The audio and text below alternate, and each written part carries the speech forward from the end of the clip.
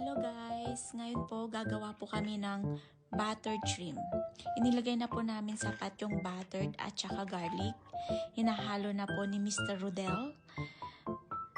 Tapos po minarinate po namin yung shrimp sa lemon juice, salt, pepper, and magic syrup.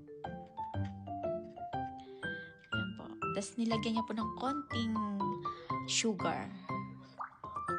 Ayan po, iniisa-isa po niya ngayon. Ayan, iniisa-isa niya. Ilagay para daw mas masarap.